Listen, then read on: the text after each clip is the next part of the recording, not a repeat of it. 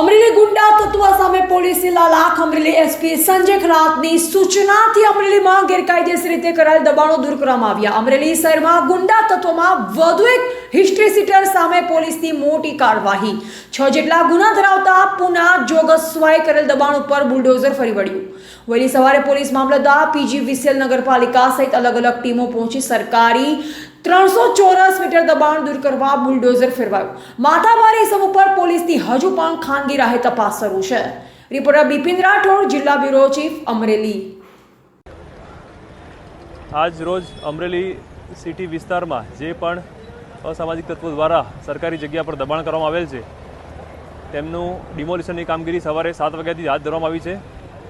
In charge મામલતદાર શ્રીની હાજરીમાં સાથે જ નગરપાલિકા સ્ટાફ અને જીબીનો સ્ટાફને જોડે રાખી પૂરતો પોલીસ બંદોબસ્ત રાખી દબાણ દૂર કરવામાં આવી રહ્યું છે।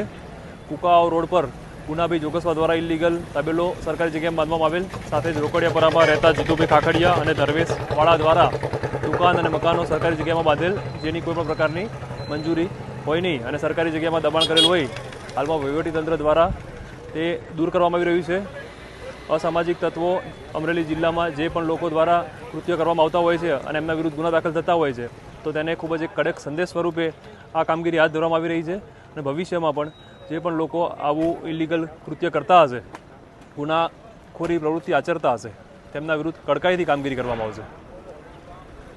આજ રોજ તારીખ 8/7/2025ના રોજ સવારે 7 કલાકે ડિમોલિશનની કામગીરી હાથ ધરવામાં આવેલ છે, જેમાં પુનાભાઈ રામભાઈ જોગસવા કોકાવ નાકાનું દબાણ દૂર કરવામાં આવેલ છે।